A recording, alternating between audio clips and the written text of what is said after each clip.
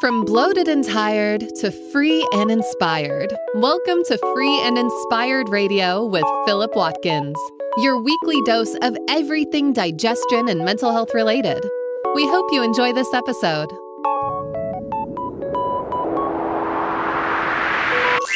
Here is your host, Philip Watkins. Yes. Hi there, welcome to another episode of Free and Inspired Radio. I'm your host and naturopathic practitioner, Philip Watkins, and I'm grateful to have you with us today. If you're new to the show, well, the title says it all. It's all about feeling free and inspired and exploring the many different avenues you can take to get there. Whether it's deep dives on digestion and mental health solutions, or guests who offer their own stories and answers, I hope I can be the type of guide you can rely on to unlock the agency you have to reach your own mental and physical competency. Let's get started with what's coming up on today's episode. Coming up on this week's show. Episode 6, we ask whether your digestive system can make your anxiety worse. The answer is most likely yes. Extensive studies have validated the presence of the brain-gut connection, and the bidirectional relationship between the two systems is now clear and variable in its presentation. This episode is all about helping you to understand some of the different ways digestion and your brain interact to either amplify your anxiety or create it in the first place. Solutions-wise, we'll touch on how increasing your dietary fibre can help and the role probiotics can play explicitly suppressing this inflammation the immune system causes within the brain from the digestion. So let's get started. Let's set the scene here. Pre-COVID-19, studies suggest that just over 1/3 of people will experience an episode of anxiety in their life at one point or another. That's a large quantity of people. We're talking over 1 billion people. In Hong Kong specifically, an estimated 26% of people have reported mental health deterioration since the pandemic began. So how these local and global numbers have increased coming to the beginning of 2022 remains to be seen. Pandemic aside, for those who with another illness such as irritable bowel syndrome or IBS, the prevalence of an accompanying anxiety disorder can be up to 70%. Panic attacks, social anxiety, generalized anxiety disorder or GAD, and other phobia-based experiences are most prevalent. Regardless of their description though, they can all be equally debilitating in their unique way. In some cases, when I see people who present to me with anxiety, they already have or identified it using their own self-awareness or have had it diagnosed via another mental health professional. A common denominator, though, is a burden that all carry, interfere with personal relationships, sleep, work productivity, and you name it, almost everything to do with life. In other articles, I've kind of mentioned how often I see patients who have been offered a get your stress under control type of solution after being diagnosed with IBS. And it's fair to say now that this chicken and egg situation is flipped with the bacterial environment within the gut or microbiome having multiple influences on the emotional and cognitive centers of the brain. So let's introduce the gut-brain connection and how crucial it is in anxiety.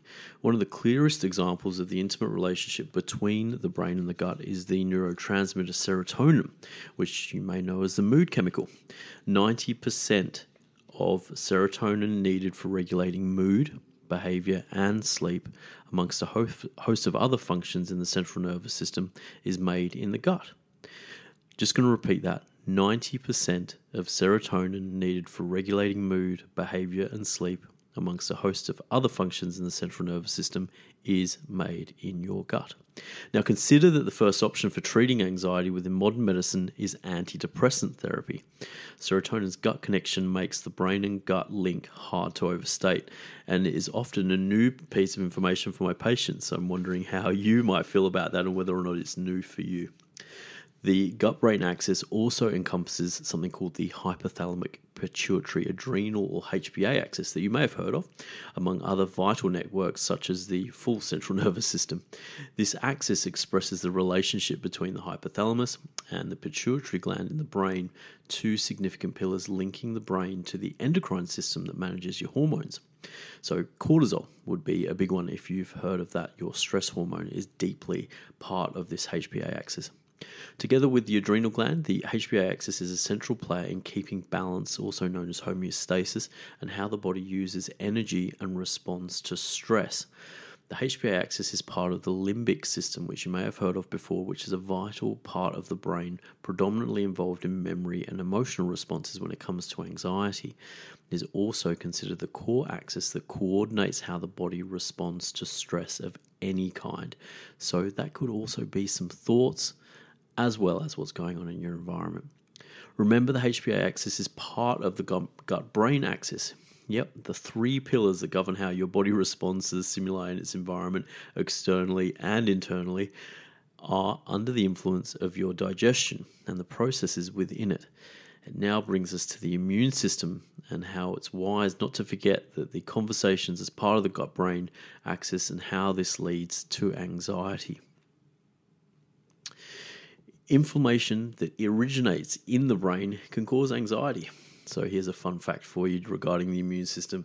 70% of the immune system resides in the digestive system. Now, you may have heard this before, but just to repeat, 70% of the immune system resides in the digestive system. So whenever we're talking about the digestion and any of the different organs or systems that it's connected to, we always have to talk about the immune system. This is going to be a major theme of how the digestion works with the brain to create this inflammation that we're talking about. To understand how the immune system, the brain, and digestion communicate in this sense, we just need to explore a couple of fundamentals. The brain also has immune system representatives in the form of cells called microglia. Your microglia mature just 2 weeks or so after you're born. Their main job is to survey their immediate surroundings, read the brain, and maintain the homeostatic landscape crucial for our nervous system's supercomputer to avoid any insults. When there is an immune stimulus or some form of tissue damage, such as traumatic brain injury, for example, microglia activate inflammation to either clear pathogens from infection or restore brain health. You can understand how important that process is. As is usually the case with these processes, they are essential to your and my survival. The problem occurs when the microglia fail to turn off due to some form of chronic stress. So if you've been under stress for a long period of time, pandemic, that's an easy example nowadays, then that constant moderate stress that we've discussed in other podcasts as having an effect in different ways is also part of this microglial activation in your brain that can sustain anxiety. So when the microglial cells stay activated, we see higher levels of inflammation in the brain. Have you ever heard of the term neuroinflammation before? If you're new to this, neuroinflammation is simply an inflammatory response localized in the brain and central nervous system, including the spinal cord. Neuroinflammation is one of the critical mechanisms for the onset of anxiety disorders, such as generalized anxiety disorder, or GAD, which we mentioned earlier. Sequentially, these same neuroinflammatory processes have been linked with the treatment resistance to antidepressant interventions used regularly as a first-line treatment in various anxiety conditions. So once again, we start to see that serotonin connection here. So let's recap here. We've talked about the brain and the gut connection. We've brought in the immune system to give you a sense of how that plays a role in the inflammatory conditions that can drive anxiety. After the break, we're going to look more at the solutions that you can take on yourself to improve these inflammatory pathways that are being activated in the brain, but also hopefully broaden your understanding about the brain-gut connection via looking at these solutions as well. We'll be back with more Free and Inspired Radio after the break.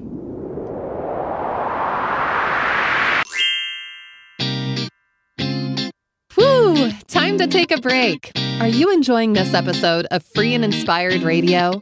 There's no better time to take back your personal health sovereignty. If you want to connect with more free and inspired episodes, simply subscribe to your favorite podcast platform or visit the website at www.philipwatkins.health for more information. Let's get back to the show.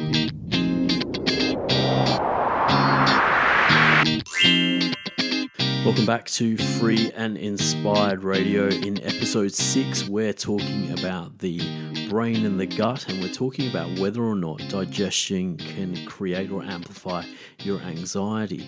In the first part of the show, we discussed the brain-gut connection, or at least introduced it, and we talked about the inflammation that's caused by the immune system amongst that connection.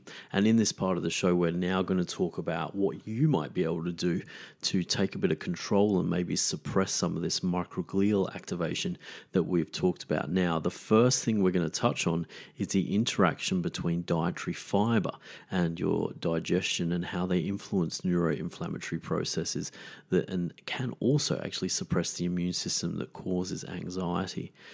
Now that you're familiar with the microglia that we touched on in the first section, their job and the consequences of their long-term activation, there's an important point. The gut-brain axis heavily affects microglial development in the first 2 weeks of life and their behavior throughout life. One of the main ways this is thought to happen involves your diet. The final metabolites, think end products of your fibre consumption, called short-chain fatty acids, or postbiotics, as the fashionable name it seems that they're going to be called now, can cross the blood-brain barrier, affecting the central nervous system and consequently the microglia. As of writing this, though, the effects they have are unknown. Still, studies are looking into the role of short-chain fatty acids in influencing neuroinflammation, the creation of serotonin, building new neurons and other pathways that directly affect emotion, cognition, and the development of other brain disorders. A bonus to this is that another vital role of one of the particular short-chain fatty acids, butyrate, is that butyrate strengthens the integrity of the blood-brain barrier, which can become leaky, just like the picture we see with leaky gut. Often, as a side note, we're definitely going to do a deep dive on leaky gut and leaky brain. Leaky gut can actually cause leaky brain. So the butyrate, or the short-chain fatty acid butyrate, can actually strengthen that and heal leaky brain, which is one of the things that we believe may be making your anxiety worse. The main takeaway here is that dietary fibre, which is also prebiotic, is directly and indirectly involved in your emotional and cognitive health, including anxiety. Following this, if you are low in fibre, then the functions of these short-chain fatty acids are less pronounced, potentially leading to more inflammation that can lead to anxiety. Okay, so whenever we're talking about the digestion and anything, we always have to talk about probiotics. And the question here is, can probiotics help with the management of anxiety? The answer is that it certainly seems so. There are a few different species that are important in helping people manage anxiety. I could do a whole episode and plan on it, but why don't we stick with neuroinflammation, as that's what we're talking about here, and see whether or not probiotics can help with this neuroinflammation that we're looking at. So, another fun fact, did you know that microbes, such as well-known probiotic species, are involved in the production of neurotransmitters? Let's try and break this down so it's easier to match the brain chemical with the probiotic. Acetylcholine, which is important for focus on cognition, can be derived from the lactobacillus species. GABA, which is not the amazing music that you hear in the Netherlands. GABA is the only inhibitory and relaxing neurotransmitter that can be derived from lactobacillus and bifidobacteria species. Serotonin, often referred to as we mentioned as the mood chemical, can be derived from Enterococcus and Streptococcus species. So one of the common themes here is that bring these probiotic-derived neurotransmitters together is their ability to directly and indirectly influence the microglial activation that we've been talking about in this episode. Now, the connection between digestion and the brain may be contributing to anxiety, but this is important. You can influence it. It's easy just to see how amazing our understanding of the systems of the body is becoming, and hopefully this episode is an example of that. More interesting to me, and hopefully you, is how we can harness the bridges between these body systems to help ourselves and each other. I hope this episode shows that the conversation between the brain and the digestion is exceptionally intimate, especially when it comes to anxiety. It can be challenging to know what is affecting what at any one time, especially when the immune system wants to have its say. But this highly nuanced connection doesn't mean that you can't influence this conversation by assessing your daily fibre intake and looking into how probiotics might help your anxiety through this brain-gut link. Okay, so a quick public service announcement that has nothing to do with promoting me, but whenever we talk about anxiety, I always will and generally always have brought up this point. Someone equipped to help you understand yourself better, such as a counselor or psychologist, can help you with your anxiety. I've just spent this episode talking about how the gut-brain connection plays a role in anxiety, from prebiotic fibre to probiotics and their relationship to your neurotransmitters. Still, before I conclude this episode, I want to mention something important about anxiety. Anxiety, restlessness, agitation, and how you or someone close to you are experiencing it are unique and often caused by some underlying patterns within you or your friend's personality. I'm not necessarily referring to a sickness or pathology there, but just something a little bit more existential. Still, it does mean that getting some counselling and talking about what's going on is just as important as unlocking your gut-brain connection. Sometimes, not all the time, a way of thinking or even being hurt by someone or something decades ago can persist in such a way over time that you might never know it's making you feel unsafe. Okay, that's the lecture over. Before we officially finish this episode of Free and Inspired Radio, if you would love to hear more from me and get the word on new articles, podcast episodes, and whatever else I'm trying to conjure up to help you, then jump over to the website philipwatkins.health and join our community via the newsletter.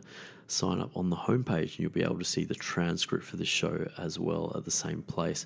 As always, your reviews on Apple Podcasts and Spotify help me get the word on the street.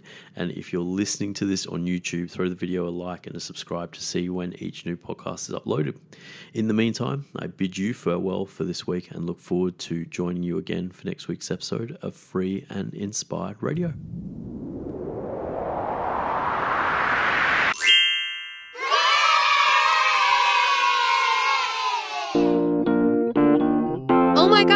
You made it to the end.